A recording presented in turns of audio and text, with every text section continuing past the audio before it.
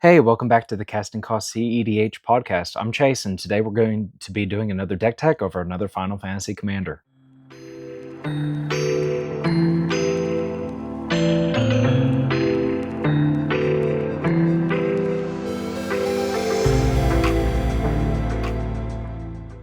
Today we're going to be looking at a really popular commander from the set that I actually had a request from one of our subscribers. We're going to be looking at Noctis. Now, my understanding from the games, and I've said this on the channel before, I've never played the games before, but I did see a video kind of pop up the other day that talked about how in the game he could summon these weapons from like the past, but in order to do so, he took his own he took damage himself.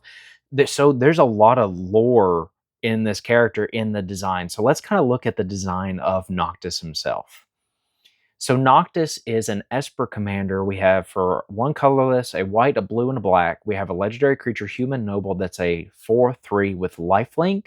And you may cast artifact spells from your graveyard by paying 3 life in addition to paying their other cost. If you cast a spell this way, that artifact enters with a finality counter on it.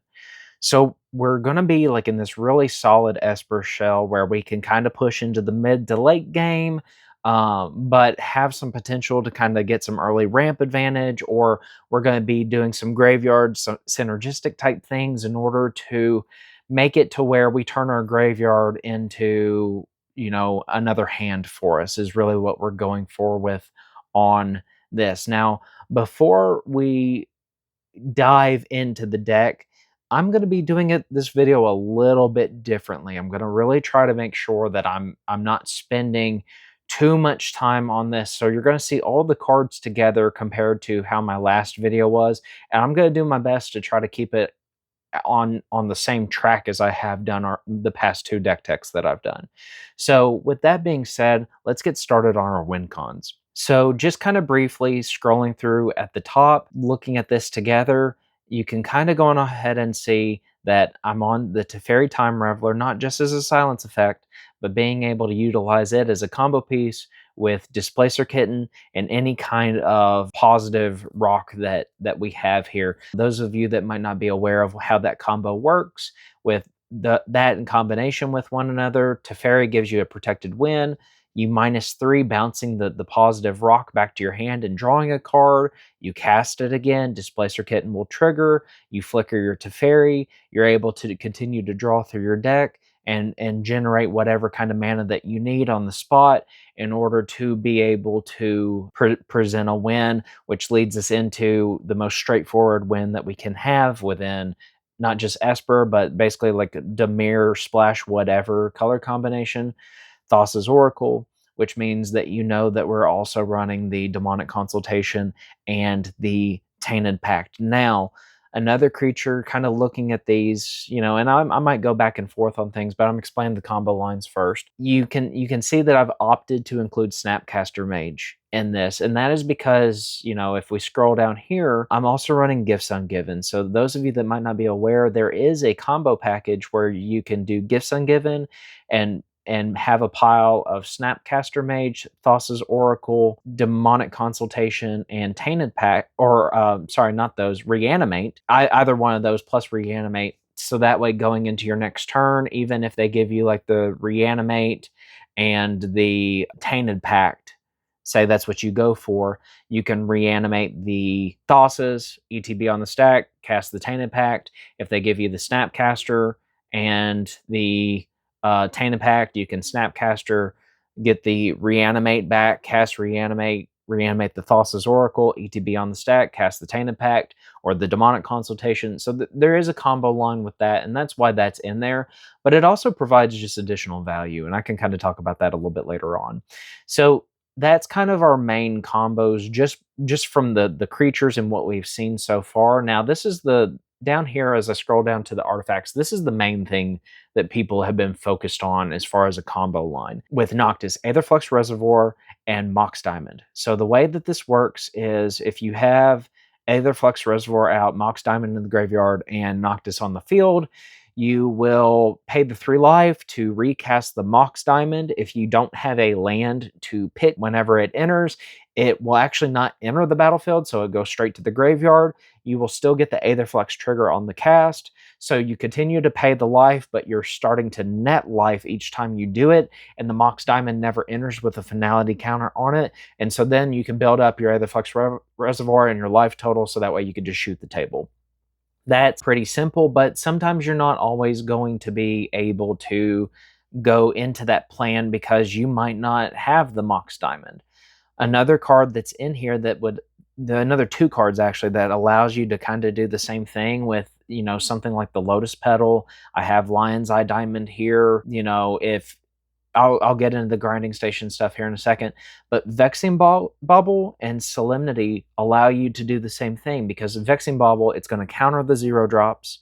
Say if you're trying to do the Lion's Eye Diamond or the Lotus Petal out of the graveyard and you have Aetherflux and Noctis out, Vexing Bubble will counter the 0 drops, so that way it never enters with a counter on it. Same thing with Solemnity.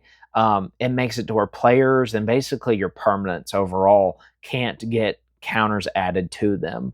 Obviously, like it excludes like planeswalkers, but you could see the typing here in the top. But it makes it to where that finality counter will never be placed on it, and so you can continue the loop there too. Now, another card that people have talked about in order to do the same thing and have the same result is Chalice of the Void. I've opted to not include that here because I feel like, especially with my play style, I'm going to want to slam it down a little bit too early, and I won't be able to accrue my own value at certain points. So that's why I have chosen to opt out of that, but it is another include that you can make for this list in order to achieve the same results on that. Now, I did hover over this grinding station for a second, and I've already mentioned the Lion's Eye Diamond.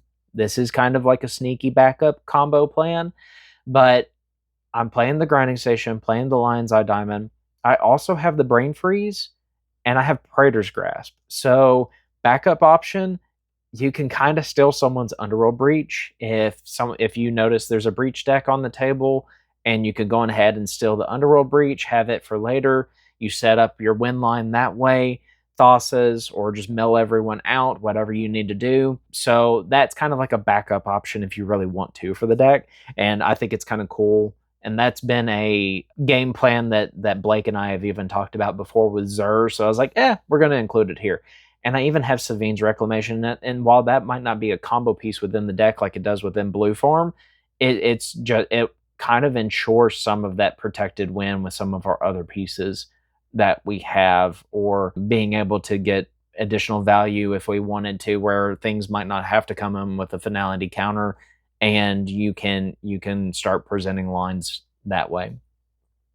And that's really our main win lines that we have within the deck. Now, I do have some other pieces that I think are relevant at times, and let me kind of go over that one real quickly. And the main one is going to be Blind Obedience. Now, this is included in here not just to slow the opponents down, but if you combine it with the Aetherflux and say Lion's Eye Diamond and you have the Solemnity out, and I know that's a lot of different pieces, but the Blind Obedience Extort ability is actually going to allow us to get around effects that are like the One Ring, because you're not dealing damage, it's loss of life, and each time you cast the spell, like if you generate infinite white or black mana, you can actually start paying the Extort each time you do it, and so that way you're draining the table out, and so on. You could do the same thing with the Lotus Petal there too, and so that is included in there as kind of another backup option to get around things like the One Ring. So now that I've kind of gone through that, let's go through our value engines. We're going to start looking down here at the enchantments first. So standard package of Rhystic Study, Necropotence, Mystic Remora. I have also opted to include Mirror Maid. I think that this deck is wanting to see as many cards as it can, whether that is replacing cards into the graveyard or we're trying to draw. So we're just in a spot in the format right now where all our value engines are just really good, and if you can kind of get them down early and start, kind of like in a way pseudo staxing your opponents and accruing value, then that's probably our best option. Now, I don't have Smothering Tithe in here, and I probably need it, and I'll be honest, that's one that I did kind of forget about whenever I was looking at things. So I think let's include it here because Smothering Tithe, it's going to function really, really well with the deck, especially with like things like Grinding Station. Like if you don't need the treasures right away, then you can start, in response to the Tithe trigger, sack a treasure to Grinding Station, mill yourself, get a treasure, untap the Grinding Station, mill yourself again if you wanted to, just so that way you can continue to see cards in your graveyard. So I'm going to include that. We'll make a cut here at the end. It'll probably be a land, I'll be honest. That's just how I am. But those are our enchantment value engines. I'm also including the One Ring. Wishclaw Talisman would be good here. Let's go ahead and include the Wishclaw Talisman while I'm thinking about it. And before I forget about it, just as a tutor that we have, we're also, I just realized I forgot to mention another combo piece because I was scrolling over Sensei's top and I was like, yeah, that's a value engine. It's not just a value engine. I forgot we are playing Bolas's Citadel. If you're not familiar with that combo, Aetherflux, Bolas's, and Sensei's top basically allows you to continue to draw cards from the top, placing this on top of your library, recasting through the Bolas's Citadel by paying 1 life, Aetherflux triggers, and you can actually continue to gain life through continuing to cast the top and then drawing out your deck that way, and you can remove any threats at the table from there. So I did forget about that combo line. Forgive me. If you've seen my other deck techs, you know I forget stuff from time to time, so bear with me. This is just an example of that. Scrolling back up here to value pieces, I kind of consider Mnemonic Betrayal as a value piece. Some people consider that more as a Wincon, but I think in this deck, just trying to accrue value through your opponent's stuff, if need be, it's like a really flexible card. Worst case scenario, you pitch it to a Chromox and you just can tap that for blue-black. We're playing the Esper Sentinel. We're playing a Ledger Shredder, which I think synergizes really well with the deck, where you can actually, like, as people are casting things, you're continuing to draw and fill up your graveyard. So that way, say if you do have a combo piece in hand, but you don't need it immediately, you pitch it to the graveyard, and then you're able to, get it back, on your next turn, or even with something like Valley Flood Caller, be able to get it back right then and there by flashing it in. So that's kind of cool. Lotho, I'm actually opting for the Tataru for the same reason I just included the Smothering Tithe. Even though those treasures come into play tapped, if you have a tapped treasure, you can sack it to the Grinding Station in response to like another trigger from Tataru. If you have another treasure that's about to come in play tapped, so that has some synergy there. And plus, making mana with this deck is just really important. And I have the Mockingbird. Orcish Bowmaster is kind of a value engine of itself just because it controls the whole table. And that's really it on most of my value pieces that I'm looking at here. So let's kind of move on now. Let's look at what we're actually utilizing as our tutors. So I did just include that Wishclaw Talisman to make sure that, if we need a tutor, that's one we could get out of the graveyard with Noctis's ability. So that's kind of nice, even though sometimes you can give too much advantage to your opponents in doing so. It's a political piece, but it has its use, it has its purpose. We're running a Vampiric tutor. I mentioned the gifts earlier, and I'm on Intuition.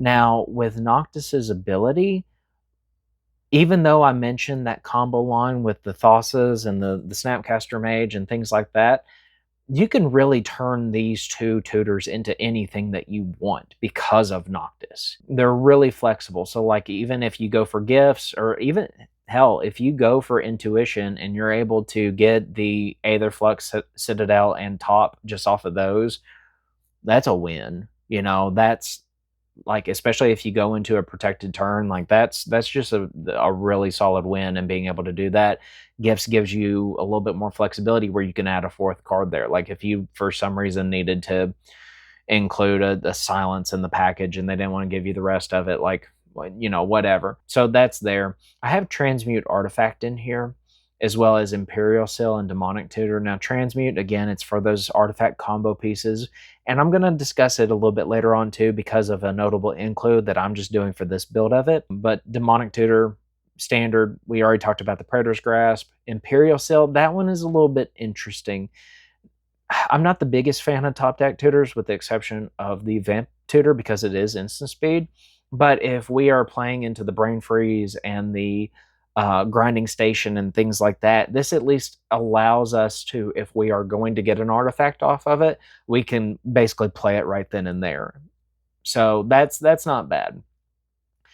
Now, this is where things get, I think, a little bit interesting. So I'm actually choosing to include Oswald Fiddlebender in this. So if you're not familiar with Oswald, he's a 2-drop 2/2 gnome artificer, has magical tinkering, where you pay a white, tap him, sacrifice an artifact, search your library for an artifact card with mana value equal to 1 plus the sacrificed artifact's mana value, put it on the battlefield, then shuffle. Activate only as a sorcery.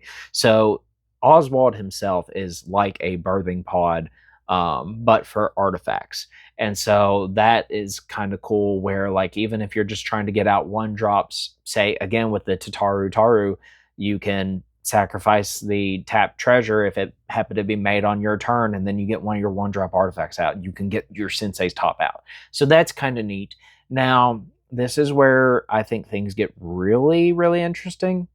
And why I chose to go with Oswald, and I actually had Repurposing Bay in here at one point in time, but I opted to take it out. But you can include both in this. So my notable include is this Encroaching Mycosynth. So for 4, it's a blue artifact. So for 3 colorless and a blue, non-land permanents you control are artifacts in addition to their other types. The same is true for permanent spells you control and non-land permanent cards you own that aren't on the battlefield. Why is this important, and why did I choose to put this in the deck? If you are able to resolve this and it sticks, it turns everything in your deck that is a non-land permanent into an artifact. So say if you get to the point in the game where you have this out and you have Oswald, and you're sitting on Tainted Pact Demonic Consultation, but you need Thassa's, guess what? You can sacrifice your Soul Ring, activate Oswald, and be able to tutor out Thassa's because now it's an artifact. I think those kind of synergies are really cool. Plus, it makes it to where, like, even some of your other stuff with the grinding station, like you play a creature or like you play Bowmaster, and you can have like 2 untapped triggers basically with the grinding station. Like you could sacrifice the orc army to continue to mill yourself. So I think things like that are pretty neat, and that's why that is there. Now, same thing I just mentioned with Oswald. I'm going to go back to the Transmute Artifact, because if you have the Encroaching Mycosynth, now Transmute Artifact becomes a Finale of Devastation or an Eldritch Evolution or something like that, where you can actually tutor for this Thassa's Oracle. So there, it opens up some really interesting things that you normally wouldn't think of with this style deck, even though it's trying to be artifact centric. So I thought that was cool and very neat approach to this deck. So let's kind of go through the last little bits of this. We're going to include just our silence effects and our control packages and our lands. So starting up here at the top, we've already talked about Teferi as a silence effect. So we have Grand Abolisher, we have the Ranger Captain of Eos, we have the Voice of Victory. So we have all of those as silence effects. That's just 4, and we're running silence in the 99. So we got 5 different silence effects to kind of protect our turn going into this. Now, I think I've kind of gone over all the sorceries. On our instance packages, we have an Offer, we have Fierce Guardianship, Flusterstorm, both forces, Mental Misstep, Mindbreak, Pact of Negation, Swan Song. Pretty standard package there. As far as other control pieces, you know, we have this Chain of Vapor. We can bounce back some of our permanents that might have finality counters on it, and then, like, if we have enough lands, and then recast them somehow, and even create more of a storm count for Brain Freeze or anything else. Oh, I forgot about Enlightened Tutor earlier, but that is self-explanatory. It's just kind of hiding right there. I'm also on Into the Flood Maw and Soul Partition, Swords to Plowshare, just because we want to eliminate very specific targets. I did have Cyclonic Rift and Toxic Deluge in here at one point in time, but I think that I really want to focus on trying to remove like just single target pieces with this. So that's why we are doing the Soul Partition. That's why we're doing the Into the Flood Maw, Chain of Vapor at times, so the Swords to Plowshare. Same thing with this Touch the Spirit Realm. So those are all things to make sure that we are getting around things like the Draenith and the Opposition Agent, anything, or like any kind of effects that or got like Stony Silence, or anything that's going to make it to where it, like a Graph Digger's Cage, locks us out of our graveyard. Like that's what the Soul Partition can take care of. Same thing with Into the Flood Maw and Chain of Vapor. So those pieces are included in there for that. Another piece I kind of forgot to talk about earlier, we're looking at the artifacts, so we're running a standard rock package. The only include that I have that's a little bit different is Imposter Mech. Now I have the Phyrexian Metamorph back up at the top as well that can turn into a value piece, or you can copy a Bowmaster. I like Imposter Mech just because you can copy a Bowmaster and it won't die unless you crew it, basically. So now you have this nearly permanent Bowmaster on the field, and you're punishing your opponents for all their draws. So I like having that in here too. And then we're going to go down here to our land package. So right now I'm on 27 lands. It's probably about to change because I have to cut 2 more cards.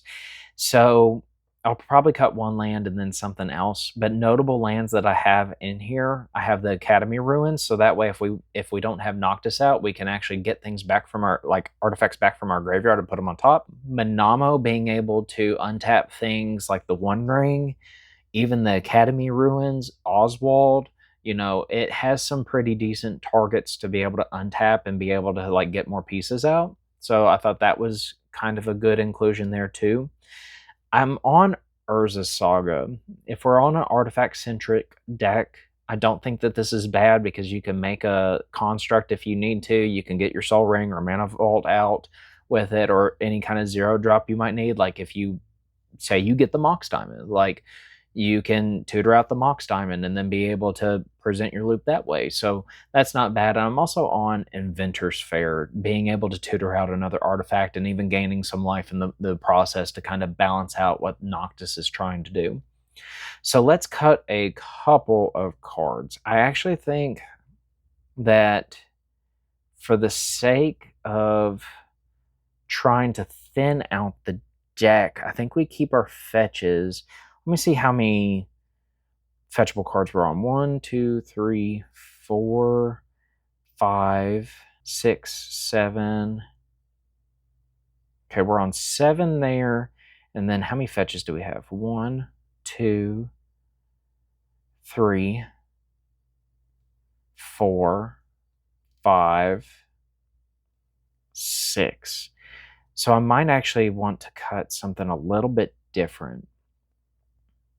I like the Undercity Sewers, but sometimes you don't really want to see it. It's more of fetch it into someone else's turn, and it kind of helps with the graveyard situation. So I do like it in the deck. Urza's Saga, I'm not always super hyped up on, but it makes sense here.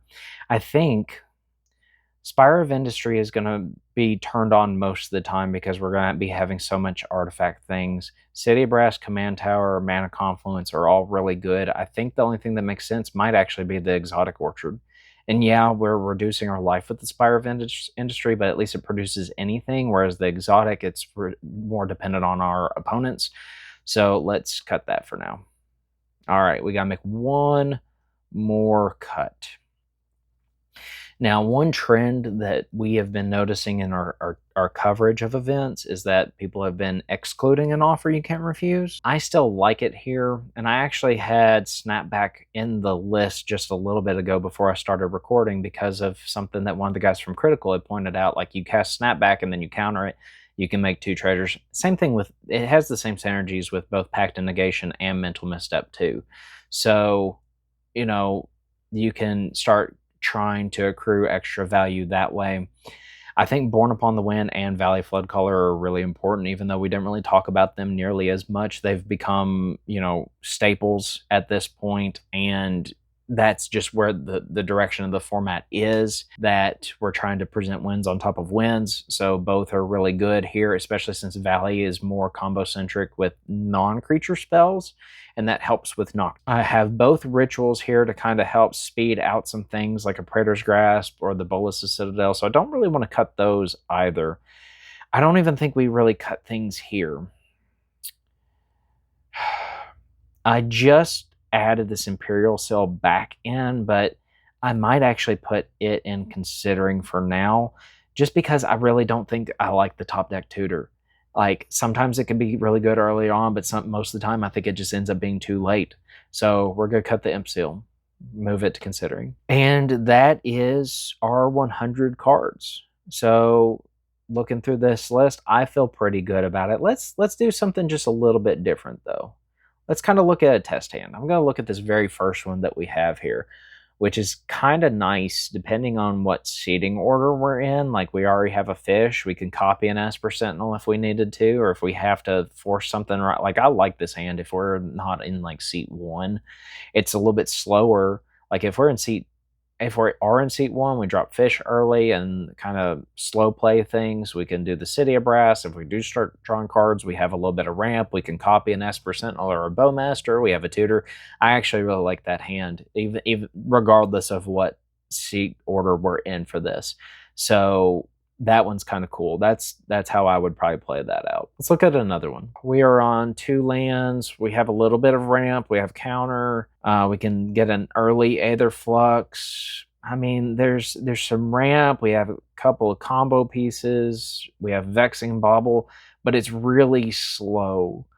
So that's probably like more of a trap hand for me. I would not keep that. Let's look at another one. Kind of the same thing here. We're on 2 lands here, especially if we're like on like seat 3 or 4. I don't feel like it's a keep. It's too slow. Like we get a Tundra, and so we have our Esper colors, and if we need to silence someone or into the Floodmaw something, we can on turn 1 and then drop a Tataru for tap treasures. Maybe by the time we get back around, we can actually have, 2 or 3 treasures and then Wishclaw. I don't know. There's something there. I think if you're in seat 1 and you're wanting to kind of slow things down a little bit, you could do that, but I don't think it's a great hand. So let's look at something else. That's like an instant, we're pitching that. I don't even think I have to explain that one. If say this was our first 7 and we are on like second seat, I think this is a snap keep, because you have the gemstone, you can get down early, you pitch probably even though Otawara is really good, it's only going to tap us for blue, I'd pitch the Otawara, and then it really kind of depends on the draw, but I mean, you go Otawara, either of these lands, Chromox pitching the Grand Abolisher, Ristic Study on turn 1. That's pretty good. Yeah. One last hand. This one's not awful either. I think I would even keep this on a 1. And I think I would go probably Watery Grave into Chromox, pitching the Solemnity. You have 2 mana. Probably go ahead and play the Ledger Shredder and then pass. Like if I'm in seat 1, seat 2, like I think this is a really flexible hand regardless of whatever seat you're in. But seat 1, maybe dropping that Ledger Shredder down on 1, slowing yourself down just a little bit, but being able to see more cards as your opponents cast things in that opening hand. Yeah, I like that hand. Yeah, that's pretty good. All right, guys, so that is my build on Noctis. Like I said, I was trying to keep it a little bit shorter. I didn't want to make it another Flubs video where I was talking for an hour, but I hope you enjoyed this and hope that you got a lot out of it. There might have been some things that I excluded and forgot about, but let me know if you like me just kind of walking through it this way as opposed to the one at a time, how I had been doing in my last couple of videos that I've been doing for deck techs. And let me know what your thoughts are on some of these picks for Noctis too. Let me know what you are trying to build for Noctis as well. Anything else you want me to go over or deck tech on or us have a discussion on, drop it down in the comments. Let us know what it is that you want to see on the channel for some of these deck techs and for future gameplay. While I'm thinking about it, couple of reminders. 1, we have a Discord. So I'm going to drop the link down below. Go ahead and join that Discord and join our community that we're continuing to try to grow.